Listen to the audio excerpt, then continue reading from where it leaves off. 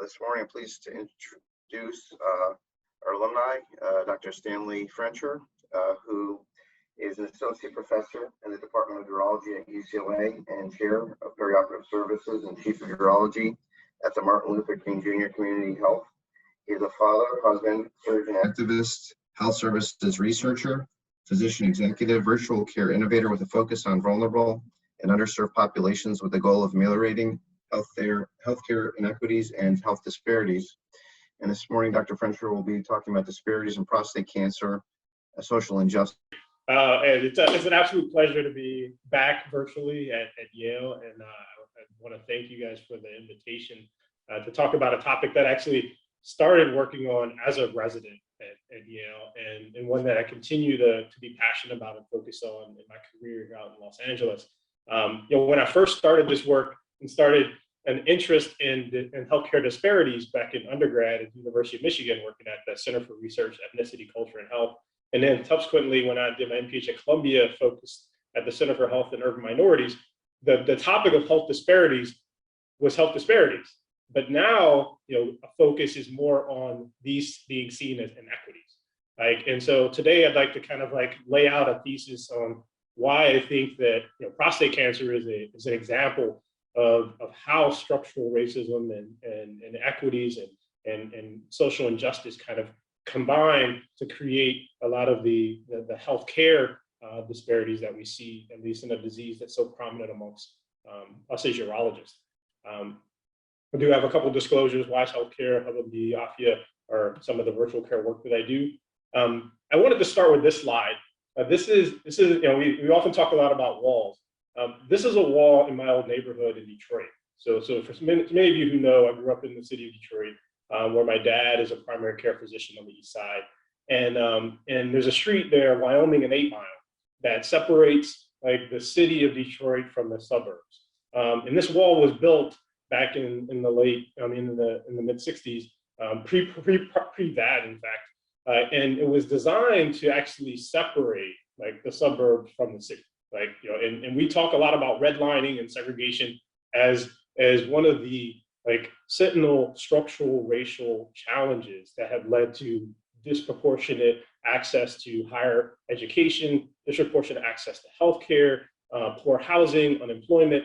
And it was ironic that growing up, I never knew what this wall was meant for or why it was even there. By the time I lived in Detroit, there was murals and graffiti on this wall, but it was ultimately placed there to separate the Black neighborhoods in Detroit from the white neighborhoods in the suburbs.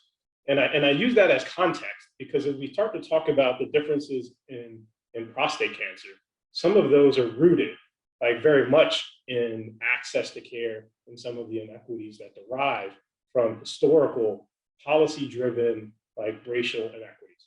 And so if you look at that area today, this is what it looks like as a result of that separation by the wall, right? So if you look on the left side, that's Detroit, right? And those are some blighted neighborhoods with homes and lots that are completely vacant, versus Grosse Pointe, which has some of the best schools in the area and some of the best neighborhoods in and around Detroit, separated by simply just several feet, right? And so these kind of choices historically lead to very structural differences in the way folks live, play, work, and access services. And so today I wanted to use that as a background to talk about what are some of the drivers of health, in general. And we often use the terms like social determinants of health, and we'll talk about what some of those are, explain how those actually affect the way we look at prostate cancer disparities, and then hopefully propose a framework for resolving health inequities. So anyone who knew me back from when I was a resident, most of my work was trying to figure out interventions to address these things. We've chronicled the numbers and looked at what the disparities are for over 2-3 decades. I grew up in Detroit, and Isaac Powell was someone who I looked up to, was someone who my dad referred patients to, and who started a lot of this work looking at disparities in prostate cancer. So we know what the disparities are. The challenge is, where are those disparities rooted in, and how do we actually ameliorate those? And so just so that we are on the same page of the differences, because I think it's somewhat important, language is important. Oftentimes we conflate things like disparities equity, inequality, and justice. And so this is just a nice slide that summarizes those concepts in one shot. So others may see the slide where you have a couple kids looking over a fence into a baseball diamond, and they're stacked on boxes. I like this one because when you think about inequality, it's unequal access to opportunity. But when we look at equality, evenly distributed tools and assistance, still can lead to some folks not having access to what they need. Equity, on the other hand, there's actually a conscious effort to create and utilize tools that identify the underlying inequities and try to address them. Justice actually takes it a step further in that we try to work on fixing the system. Now, as urologists, we have a role to play in terms of clinically, and one could argue that, why are we talking about things that are outside of our control with respect to the system? I'm going to contend in the work that I'm going to lay out that there's still a role for us as physician leaders to begin addressing some of the systemic challenges that ultimately lead to the disparities that we see. So what are those drivers of health? So I'm just going to kind of go through some of the numbers. Some of this you may already know. Some of it just is to put us all on the same playing field as to understanding what health disparities in general are. When we think about what are the drivers of health, in terms of social inequities and social inequality, social determinants of health, you really can it falls into 4 buckets. The clinical care that we provide actually only serves to drive about 20% of the disparities that we see, or the health outcomes that we see. Physical environment plays a big role in terms of transportation systems where we live, that picture I showed you early on, the differences in the places where we grow up. But social and environmental context is a big part of that. So that talks about our educational systems, economic stability in terms of employment, and that actually drives a lot of the differences we see. And lastly, health behaviors. So health behaviors such as the well-known health behaviors of smoking, physical activity, diet, and sleep, those kind of things will obviously drive health outcomes. There's even more recent data when you talk about a book by Dawes looking at the political determinants of health. Folks talk about the determinants of the determinants, overlaying all of this because our society is so built on politics and the policies that drive the way in which we live. One could argue that there's yet another layer that we have to focus on in terms of political advocacy, and I'll talk a little bit about that later. So just so that you see some, that this is backed by lots of historical data. When you look at segregation of itself, racial minorities tend to not own their homes. So if you look at the bars here, the black bar shows the percent of homeowners that are African American. That is one of the disparities that we see that then drives the health differences. This was a study that looked at the availability of green spaces, so folks can get out and walk and be active in their neighborhoods. And this is a study of an area in San Diego, one in which there was highly segregated versus not. And typically we saw that in segregated areas where there were larger percentages of racial minorities, there were less, obviously, aesthetic neighborhoods and less ability to get out and move. Environmental racism, obviously, I grew up actually in Detroit, but was born in Flint, Michigan. And many of you guys have probably heard in the popular media about the challenges of access to healthy water in Flint, but it's not the only place. And so when you look at Black and Hispanics, in terms of their access to actual running water in the United States, there are populations in terms of Asian Pacific Islanders and Native Americans that have even less access to actual running water in the US. Economic instability, unemployment, known to be highest amongst racial and ethnic minorities. Here is shown by the black and orange bars for Blacks and Hispanics. Limited access to high-performing schools. Exposure to high-performing schools is lower amongst Hispanics and African Americans. Poverty rates are twice that for Blacks as they are for whites. And 1 in 4 Black men born today will go to jail and are 2.5 times likely to be killed by the police. Now, this has driven a lot of what we've seen in the popular media about Black Lives Matter, but this is something that's been going on historically for decades, and it drives a lot of the differences that we see, and it actually has led to some of the work that we do out in Los Angeles, focused around the criminal justice system and correctional health and trying to affect change even there. we talked about behavior patterns. Smoking is at higher rates amongst racial and ethnic minorities. Like adults actually exercising are at lower likelihood amongst those who are less educated. And we already talked about the fact that racial and ethnic minorities have less access to higher performing schools, leading to lower high school attainment. And obesity rates are higher amongst racial and ethnic minorities than others. Lastly, we get to what we know about, as urologists, access to care. Well, access is driven in large part by insurance status, even with some of the changes to our availability of insurance through recent ACA. There's still higher rates of uninsurance amongst racial and ethnic minorities than other groups. Blacks and Latinos report more likely to not have a usual source of care. We know that patients who have Medicaid and who are uninsured tend to seek out their care through the emergency room rather than having a primary care physician. And specifically in the area of how care is delivered. So once you do get access to care, there's still disparities in the way in which we treat some racial and ethnic minorities. Here's a few examples of studies that looked at Blacks being less likely to have pain control in the ED when presenting with pain, receive cholesterol management, have their blood pressure and blood sugars controlled, or receive antidepressant treatment after a new diagnosis of depression. And so these are disparities that have been chronicled in the literature for decades. And I think that for us, in thinking about how we address these things in prostate cancer, I wanted to first provide a context of what are the disparities writ large, what are those drivers, and then talk a little bit about the conceptual framework of how to think about where can we then intervene.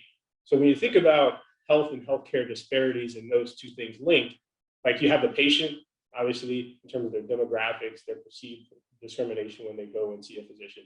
You have the provider in terms of unconscious bias and belief systems. And then there's a system in terms of structurally, how do patients access? Do they have the right insurance? Are high quality institutions available in their neighborhoods? Do they have reliable transportation to get there? And those can then drive healthcare disparities in terms of the processes and the patient experiences. And lastly, will lead to health disparities in terms of their outcomes and differences in quality of life.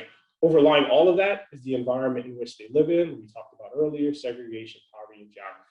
So putting those drivers into the context of how those drivers then lead to differences in health, this is a relatively good model to think about, how is that connection made between those? So when you think about location of where care is, access to care, quality of care, that's how clinical care can drive health disparities.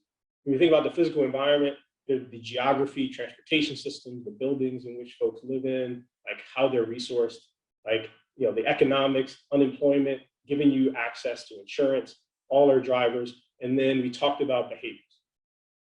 But then there's prostate cancer, right? So how, for us, how does this context of drivers of healthcare disparities across all these domains lead to what we see in prostate cancer? And my contention is, first, let's look at the numbers. I mean, most of us know these numbers. But in terms of prostate cancer, all cancers is about 18 million new cancers per year, about 9 million deaths.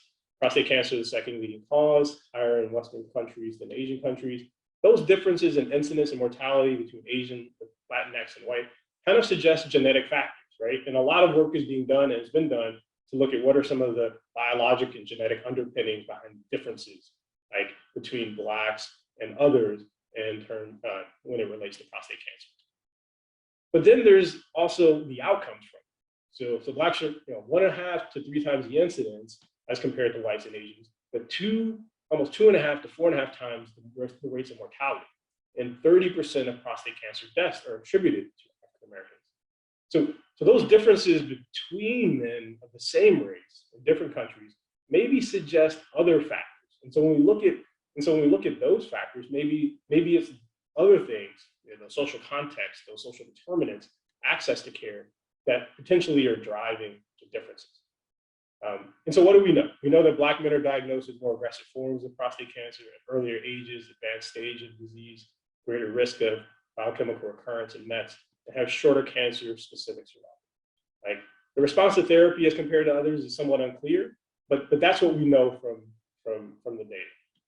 We know that, perhaps like some of the drivers of that may be healthcare seeking behavior, like their health beliefs, mistrust of the healthcare system, fear of a diagnosis, have all been studied to see why men do or don't seek care.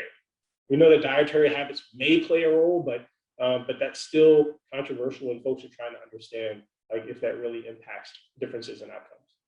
We do know from a clinical care perspective that late detection, less aggressive treatment of men who have prostate cancer that has been shown, and limited access to clinical trials likely has an impact on the differences we see between Blacks and others. And then more recent studies have looked at even regional differences in survival between Black and white men, looking at the state of Georgia, like Louisiana and New Jersey, and identifying that there are differences that we see like in terms of their survival, and then trying to understand what is really at play there are kind of the next steps for some researchers to try to understand better. We know that prostate cancer and other cancers as a result can lead to financial toxicity that could lead to poor adherence, as the treatments that we have to offer are increasingly more expensive. Debt and bankruptcy are high rates amongst cancer patients. We've identified in some studies implicit bias that leads to some of that aggressive forms of treatment. And we know that stable employment is important for folks to stay insured, given that the majority of patients still have employer-based insurance. And if they're going to seek care, they have to have insurance to seek that care. Now, there is emerging data to talk about some of the biologic factors. That's not a lot of the focus of the talk today, but it does seem to contribute on some level, but we still aren't exactly sure how or why. And I think it's important to recognize that we do need to continue to look at this, but we do know that access to care seems to be a large driver. And at least two studies that I'll talk about in a second seem to suggest why. We know that patient-centered communication, racial concordance, prostate cancer knowledge, attitudes, behaviors, and perceptions of care seem to drive health-seeking behavior. We know that there's socioeconomic differences. We're looking at biological differences. We talked about the treatment differences. We know that that lifestyle and environmental factors may play a role. These are all potential factors, but I would go back and highlight, I think the driver may in fact be access. And two studies that kind of hit that home for me at least is the work that's been done in the VA and looking at patients that have been involved in randomized clinical trials. So if you look at an observational study of men diagnosed with prostate cancer in the VA, Black men did not appear to present with more advanced disease or experience worse outcomes, suggesting that access to care is important. Because we all know that in the VA system, everyone has access. Everyone is insured. There's not a disparity in access. If you're a vet, you get access to care. And then in a large cohort of VA and randomized clinical trial cohorts, Black race didn't appear to be associated with prostate-specific cause mortality in that study as well. And a large disparity remained in other cause mortality for Black men, with non-metastatic prostate cancer, that does need to be investigated further. So in both of these studies, when we actually do get African-American men access to care, it appears that we can ameliorate the differences that we see. And so it makes a strong argument that, at least in this case, biology may not be the main driver, but rather sociology may be the main driver of the outcomes that we see.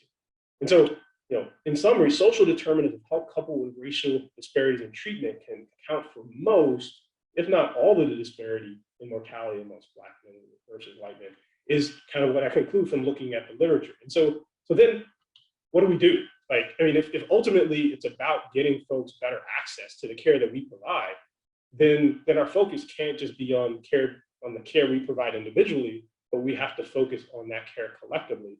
And for that's a social equity and a social justice question about changing structural challenges that folks have in accessing their care. So what has been done to address these inequities in prostate cancer? Dr. Litwin and I, and one of our residents, Desiree Sanchez, just recently wrote an article for the Gold Journal about interventions that have addressed inequities in urologic diseases. And in prostate cancer specifically, we kind of came to the conclusion that there's not been a consistent strategy employed to address prostate cancer disparities, notwithstanding an increased effort to provide prostate cancer screening. Now, there's a lot of folks studying the underpinnings and trying to understand what is happening, but actually trying to address those disparities. There's few interventional studies that have shown like that they move the needle. Like these are some of the kind of the narrowly focused, I would argue, and uncoordinated efforts, like focusing on decision aids. Some of the work that I did as a resident, focusing around providing decision tools in barbershops to African American men to try to get them to think about or think differently about prostate cancer screening and accessing care. Wiser Care, which Dr. Seigel, has leveraged to try to improve shared decision making amongst all patients as related to not just cancers but other disease processes. Healthcare system interventions like the patient navigation approach that was started in breast cancer by Dr. Friedman, like in New York, to try to improve access to cancer care by navigating patients through the system better with community health workers. We focused on, in part, using telemedicine, like in virtual care, to try to improve access. Community level interventions of community health worker programs and barbershop-based interventions have shown some promise. And then changing statewide policy or reimbursement. Impact is a good example of that in the state of California, where over $50 million has been set aside to help men who lack insurance gain access to high quality cancer care at many of the UCs. So each of these in part helps to address the problem, but we talked about the problem being multifactorial and multi-layered. So really, when you look at some of the data, when you take urology aside, or specifically clinical care in cancer aside, we need multi-level interventions in order to truly address inequities, because the problem is rooted at multiple levels. And so when you think about some of the initiatives that are ongoing in the area of prostate cancer, yes, there are some who are focused on cancer care organizations. So I work with US2 or Zero Cancer, and there are those who are trying to improve and work on the guidelines to make sure that there are at-risk groups that are identified that need access to prostate cancer screening. Decision-making preferences, like with the work that Dr. Seigel and others have done, looking at Medicare reimbursement or Medicaid reimbursement policy. Each of these, clinical decision support, each of these has a role to play, but the better we coordinate them, in addressing this issue, the more impact I believe we can have. And so here's an example of a framework of trying to coordinate some of those efforts in both an up and downstream approach, looking at social conditions and policies, institutions, social and physical context, social relationships, individual factors, and of course the biological factors we talked about. You start to look then at what are some of those fundamental causes and risk factors, and then develop interventions at each of those levels to try to improve outcomes. And so let's layer that onto the idea of prostate cancer, for example.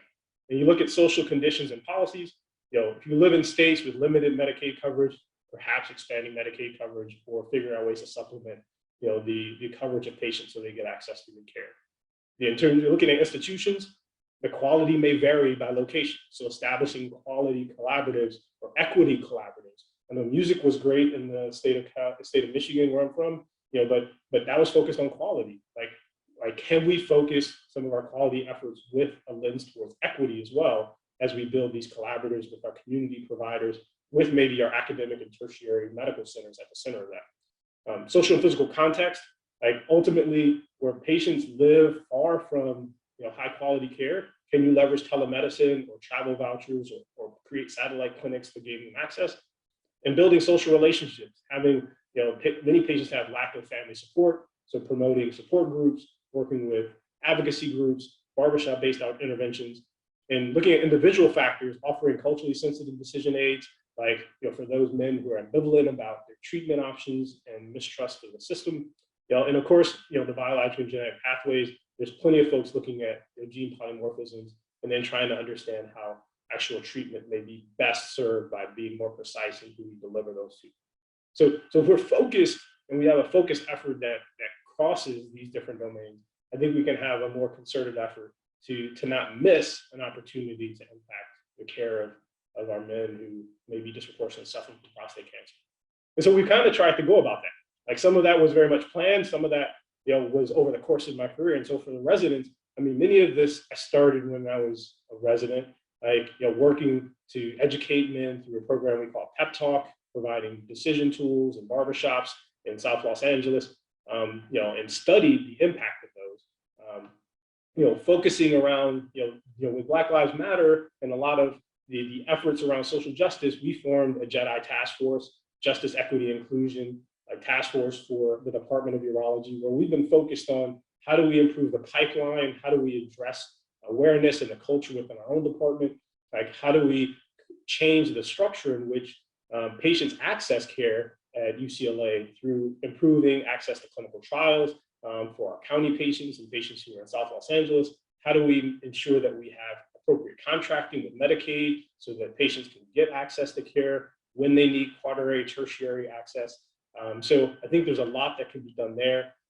We have a Man Up program where we've been doing a lot of extensive outreach to the community, working with celebrities and working with others to improve the relationships that our hospitals have with the community, and then going around and educating folks in churches. And the last initiative I wanted to tell you about is kind of the work that we focus on and in trying to improve access through using telemedicine and virtual care. So if you look at the state of California, for example, and you layer on the social vulnerability index, which kind of gives you a sense for all those social determinants we talked about, all in kind of one metric as to where the at-risk places. So the most at-risk places are the ones in blue here on the screen within the state of California.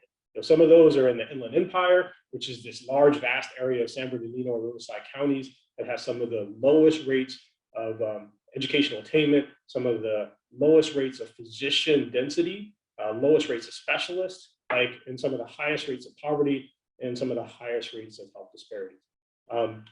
And then you look at the supply of physicians, it also correlates, very few physicians in the area of the Inland Empire and in some of the areas where patients are mostly socially vulnerable. So when we look to go out and intervene, leveraging telemedicine in the form of e-consults to provide primary care doctors with support from specialists throughout the state of California, we focused on these areas where physicians weren't and where patients were suffering. And if you look at the areas in which we targeted, it really are specifically the areas in which we're able to reach through a growing network of specialists, over 160 across 30 specialties, to provide primary care physicians with advice, access, and then be able to steer those patients to appropriate clinicians when they have conditions that they need to be seen in person for. So this is kind of one attempt to try to bridge the gap between those areas in California where they lack access and lack specialty care, and where it is. So what can we do as urologists in general? I think that given the multi-layered approach that we talked about in terms of trying to address prostate cancer disparities, I think education and raising awareness are key and important in areas that we focused on, in the work that I do out in Los Angeles. Improving access to early detection and treatment, obviously something that a lot of us have worked on and focus on. Partnering with pipeline programs, ensuring increased diversity in the field of urology, I think is important because then folks bring a different perspective to ultimately solving some of these problems. And then you can outreach and innovate. I think that to connect geographically and socially, economically isolated communities, it's going to take more than us just popping up more brick and mortar facilities to care for patients.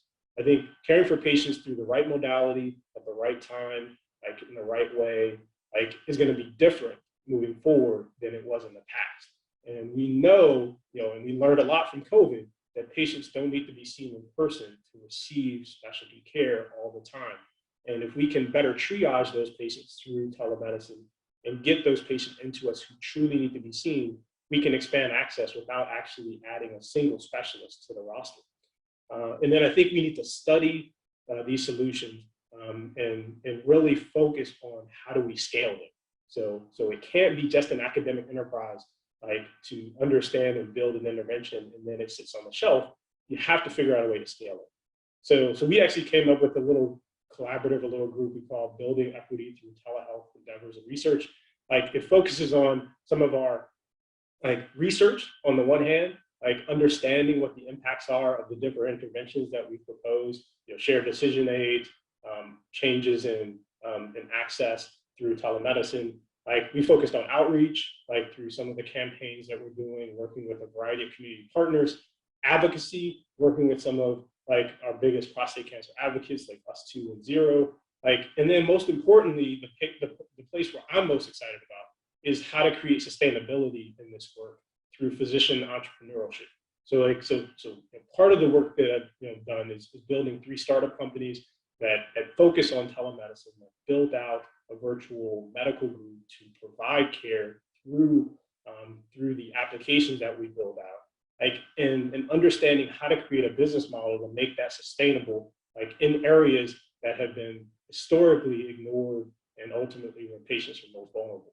And I think making sure that you connect the dots between the research that we're doing and the intervention development with a sustainability approach to make sure that you can scale those interventions and provide them to patients like across a continuum of care, I think is truly important. And so that's been the focus of most of our work now. And I'm happy to say that with the growing array of students like that work with us and fellows, like, and also a growing amount of clients on the physician entrepreneur side, I think we have a real opportunity to impact not just California, but other states in the region using virtual care, telemedicine, and this approach of trying to outreach to community. So I wanted to leave some time for questions and leave with this last statement through one of the early folks who inspired me to go into urology, Willie Underwood, who I met as an undergraduate at the University of Michigan when I was working at the public health school, and he was a Robert Wood Johnson Clinical Scholar, which I went on to become based on a lot of my interactions with him. In a recent editorial, he wrote, "A person's income, education, insurance status, or geographic region should never be the reason one lives and another person dies of a disease, especially in a nation as wealthy and powerful as the US." And I think that's a powerful statement. Right? I think that in the work that we're trying to do in Los Angeles, and hopefully that extends beyond it, is really focused on trying to bridge the gap between those patients who lack access and those who don't. So a lot of acknowledgements can't do like the scale of this work without a lot of folks helping me along the way. Desiree Sanchez, my 4th-year research resident, has been amazing. Dr. Litwin, my chair, Carol Bennett, Keith Norris, Dr. Pooley, who works with me at MLK, some of the fellows, our Jedi task force and teams. And frankly, I have to do a shout out to Dr. Weiss and Dr. Foster. I mean, there was no way I would be on this journey to be a urologist had Dr. Weiss not taken a chance on me when I was looking to transition from being a general surgeon to a urologist. So thanks again, and thanks for the opportunity to chat about this topic, and look forward to any questions you guys have.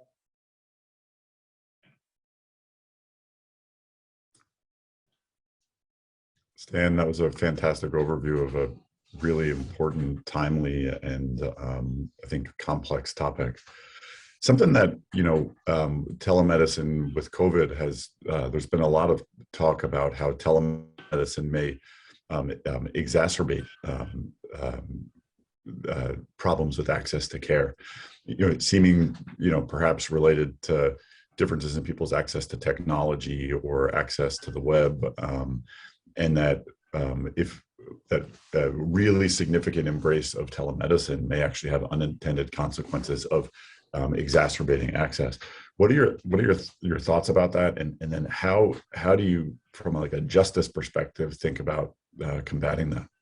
Yeah, no, it's a great question. One of the terms that folks have been playing around with in a few of the journals is tequity. Trying to think about how do we equitably distribute digital solutions and technology. And I think that I sit on the board of UCR's design thinking program, and I think user-centered design is really a great way to begin thinking about how to make sure we don't exacerbate these disparities. When you start to implement technology, putting the user and your target population at the center of that design and implementation, I think is critical to making sure you don't exacerbate those disparities. So if you go out with the intention of implementing a telehealth solution for an underserved population, you will first start with understanding that, yes, Wi-Fi is an issue. They don't have smartphones. They have pejoratively what folks call Obama phones in South LA. That don't necessarily have access to all of the internet tools and don't have the ability to download applications. So then you craft the intervention based on the way the population interfaces with technology. So you make sure that there's browser versions. You make sure that you have a virtual MA that can assist them. You make sure that ahead of a visit that you're checking all the technology. You give them the option of phone or chat as opposed to video. I think we've ultimately transitioned the way that we see patients in person and tried to translate that onto a virtual space. And I don't think that's the appropriate transition. I think that we have to look at the tools that are available, phone, chat, asynchronous versus synchronous, and then apply those in a way that is best serving your patients and best serves your clinicians who are leveraging it. And that's why we've leveraged a lot of asynchronous tools through the primary care physician's office, doing things like e-consult as opposed to video visits directly with the patient, because we find that the patients are going to see their primary care doc. One way to ultimately expand our ability to reach patients is to be able to provide asynchronous advice and knowledge to the primary care physician, and then extend that directly to the patient when needed, in a way that's convenient for them, and to build out tools that specifically address their needs. I think the other piece is you have to work on policy and legislation related to these interventions around virtual care. So we see that the reimbursement lags far behind the tools that we're leveraging, that regulatory challenges of cross-state credentialing and contracting limit the scale of these kind of programs, and their impact. And so I think that there's a lot of work being done from an advocacy perspective to alter the way we credential, contract, and reimburse this type of care so that we can make it cost effective. It shouldn't just be, we talk about parity in terms of telemedicine, but it really should be about how can we leverage it to derive value or provide value writ large for the system, in a value-based approach, where we provide lower cost alternatives to the way we deliver care versus the higher cost complexity care that we can provide in person. Stan, this is Leslie Ricky. Can you hear me? Yes. Hey, great talk. I really appreciated it. I'm in a multi-center consortium called PLUS, which is also using social ecological models to look at bladder health in women. So it's more of a benign LUTS focus, but so your social ecological model is one that I'm familiar with. I think I was wondering what you think about, in the local communities, the under-resourced communities, ones that may be even close to the hospital. I find the education component challenging, what have you found to be successful, or what are your thoughts around really engaging some of the local community members? The whole education is empowerment thing, but you can't just put a sign on a bus. So what are your thoughts about the best way to reach people about urologic care, or any kind of care that your hospital offers that may be a benefit to them, that even though they could be half a mile away, they're either not aware of, or just don't have the access to? Yeah, it's a great question, and it's one in which we spend a lot of time thinking about. For us, we have, as part of our small community hospital, so at Martin Luther King in South Los Angeles, it's a 131 bed community hospital. We're affiliated with UCLA, but we sit squarely in the Compton Watts area, and ultimately the surrounding community is about 65% Latinx and about 35% African American, fairly low income. And there's a beautiful brand new, $250 million facility, with an ASC next to it, all newly built. But members of the community weren't really aware. You can literally drive past it and not know. So we have a whole office of population health that's led by Jorge Reyno, and that has a community outreach liaison who focuses squarely on creating opportunities for us to interface with the community on an ongoing way.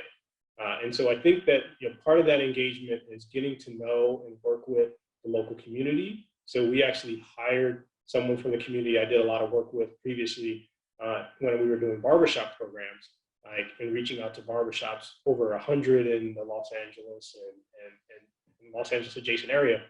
But churches additionally, working with bodegas, working with other community groups, I think it's really about rooting the work that we do in the community, like such that you have like partners who can then amplify the messages that you deliver to the community who already have built that trust. And then you have trust by proxy. So I think that's one mechanism. I think the other is like really the hard work of getting out there. So I think that patients need to see us like in the community, like and see us doing the work. So I go myself. Like it's not just our liaisons going out in the community and speaking to community members. And I think the last piece is that it really does require time. Like I think it's really over time, these incremental activities. So every Thursday we have a mobile van out, like, and every like month we're doing an event out in the community, and so it really does take an ongoing effort to build that momentum in terms of educating the local population. Thanks, Dan. Yeah, I think that makes a lot of sense. I think we tend to do like sort of blitzes, right? Mm-hmm. Like a screening day or this day or a health fair day. So anyway, really impressive work. Thanks a lot. It's gratifying to see where you are today and doing this great work. Thanks, Dr.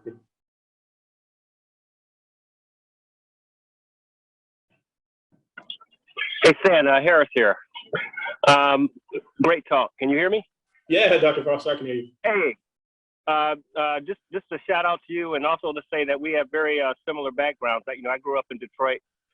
Part of my life went to University of Michigan, and have roots to Flint, as my wife is from there, and some of her family knows some of your family. So small world. Yeah.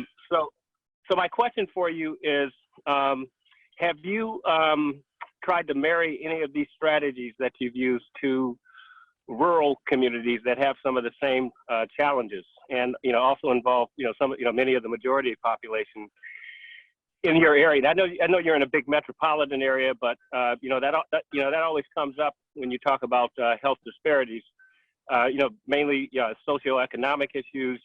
Limited access to broadband, limited access to medical facilities. As you probably know, many hospitals have closed in rural areas. What are your thoughts about that? Yeah, no, it's a perfect question. In fact, California is the perfect laboratory for doing all of this kind of work in disparate areas. So when I talk about the work that we do in South LA, it extends to all these other areas in green. So if I'm showing a map here for those who have access to a computer, like in San Bernardino County, like San Bernardino is a desert and mountain community. Like it has many of the same challenges as what you would traditionally call rural communities, but we go all the way up to Northern California, which are these very sparsely populated areas. We work with correctional health. So all of the correctional health facilities in the state of California, we provide like telemedicine services for and work with them. In San Bernardino, Riverside counties, in fact, we've been asked to implement a countywide EHR for small community practices, because many of them are still on paper, many of them lack an HIE. So we're actually implementing an EHR, like, and layering within that, like the ability to provide telemedicine and these e-consult services, so that the primary care doctors, where there's one doc in Barstow, which is on the border almost to Nevada, has access to the same specialist that someone in Los Angeles does. So yes, to your point, Dr. Foster, I think it's incumbent upon us to actually implement these kind of like interventions, not just in socioeconomically isolated communities, but geographically isolated ones, because the challenges are similar. While and ironically enough, telemedicine and some of these other things can be an analogous solution, because the more care you can support locally, and then the better that they can have access there. And then when they need more expensive, more complex care, you can leverage other resources to get them to that care. But yeah, addressing the same issues of broadband and some of these other issues, working with state policymakers to try to improve access to that as we expand access to their primary care providers to get access to EHRs. So it's multi-layered. And yeah, so a lot of other interventions we're doing, maybe outside the confines of this talk, but yes, very much focused on how to improve access to these rural communities as well. Hi, Dr. Frencher. My name is Casey Nawoff. I just wanted to say that on behalf of all of the residents, it's just really great to see a graduate of our program doing such great work. And we're very impressed and very proud. So keep it up. Thanks a lot. Like I said, it really was my time at Yale and really support from folks like Dr. Foster. Some of the awareness work and outreach work he was super supportive of, when we were trying to do that kind of work. So really appreciate all the support from you guys. Stan, this may be impossible to answer, but are these problems uniquely American, or are there other places that have, similar problems? And if so, like, are there successful models for addressing them, or is are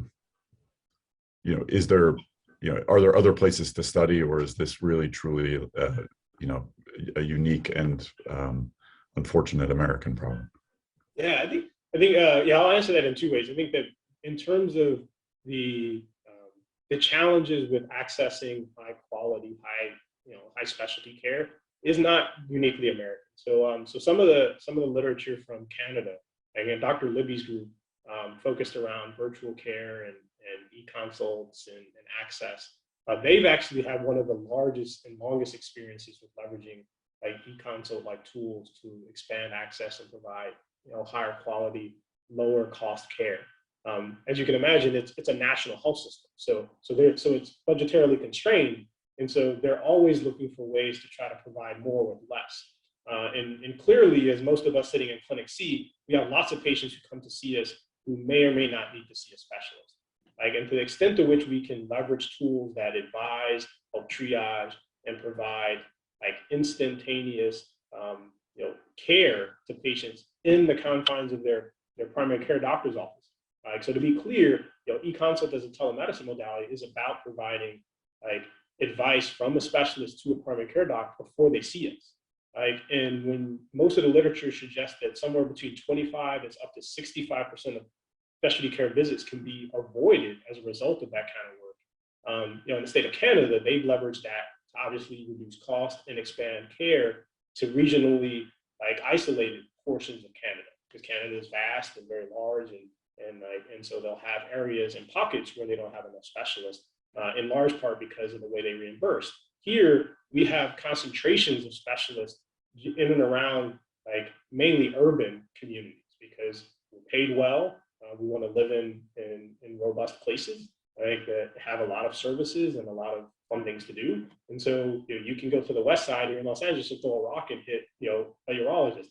But if you go just east of that, to South LA, there's 2 for 1.2 million people. So I think that maldistribution of specialty access is not necessarily uniquely American, but certainly exacerbated by the capitalistic and fee-for-service, volume-based approach that we reimburse healthcare services.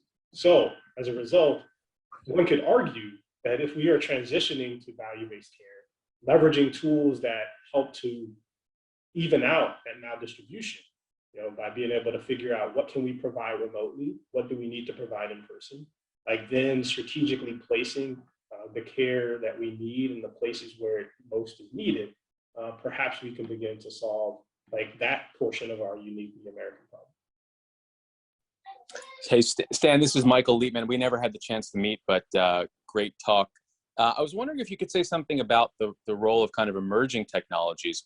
We just presented something at ASCO looking at mediators of disparity of emerging technologies. And actually, it's interesting that Los Angeles, this is SEER data, the Los Angeles SEER region actually had the most pronounced racial disparity in prostate MRI access, whereas other regions did not. But this seems to me to be something that is particularly pronounced when you're looking at new tools. And so is this something that, should be baked into rollout of new tools like next generation sequencing, things that will be probably coming through the pipeline? Because it seems to me that's where these differences tend to emerge. Yeah, I think that you're spot on. New and emerging technologies tend to further exacerbate the challenges, right? So if you have a disparity that exists now, you layer on something new. Typically, the haves get access to it much faster than those who don't, right? So in California, even though it's very we're not very far from each other. But depending on which hospital you go to, you may or may not have access to IR services. Like forget new technology, you may not have access to IR. Like if you end up at the wrong hospital, you may not have access to MRI, right? And then for patients who may be underinsured, like they may not have access to ambulatory surgery, right? Like, and so I think that I agree with you. Certainly for emerging technologies, we need to think critically about how do we ensure that there's equitable distribution of those. But we probably need to take a step back and make sure that some of the technologies that we consider standard are actually equitably distributed, like access to robotic prostatectomy, like access to interventions around BPH that are less invasive. Like, I think we have some fundamental questions just with benign urologic disease in terms of access to appropriate treatment of stones, like that are just not being addressed. And so I think that, to your point, we need to probably move a little bit upstream and backwards based on what we believe is standard, and in terms of emerging technologies, be intentional about being sure that they're actually placed like out there in an equitable fashion. Yeah, I totally agree. I mean, I wonder, I'm always a bit frustrated with the AUA guidelines because they tend to be pretty vast to allow lots of different possibilities. But sometimes you wonder if the guidelines were more precise and more limited in scope to what we truly think is high value or good care, that might move the ball forward faster. Yeah, I agree. I think the AUA guidelines are important. I think also working with health plans at the level of like reimbursement policy and utilization management. I work a lot with managed Medi-Cal health plans, and you'd be surprised how much of the influence of insurance, like and those guidelines then being leveraged by insurance companies to then not cover certain aspects of care that we can provide, like is ultimately like the end result. So AUA guidelines then interpreted by a utilization management person within health systems or health plans, like that then doesn't understand the nuance, then those services are not even part of the menu for patients to have access to. So I think that they're all interconnected, and we need more precision. I agree with you on what our recommendations are for high quality care. Stan, this is Bob Weiss.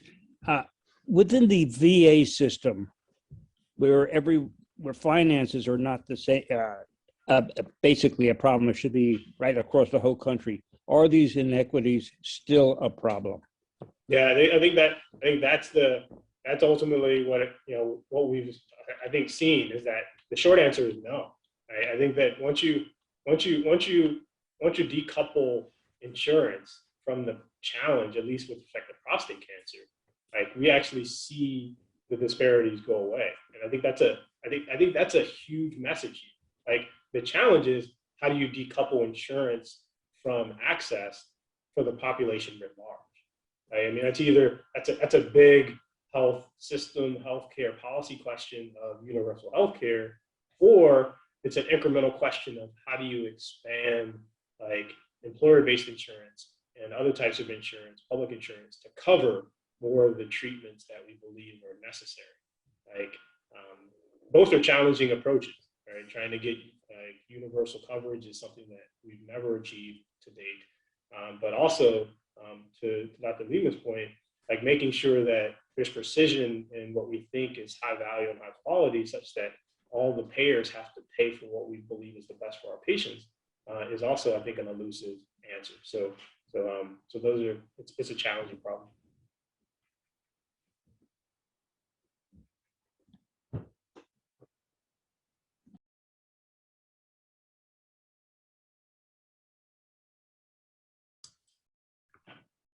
Well, Stan, it's been fantastic having you back virtually. We definitely appreciate you being here so much, especially given that it's not even 5:30 in the morning yet. That's super impressive. But congratulations on everything you've accomplished, everything that you're doing, and we really look forward to hosting you again. Yeah, no, thanks a lot. I appreciate the invitation, and looking forward to post-COVID when I can actually set foot back in New Haven and go get some pizza. But thanks, guys. I really appreciate the time.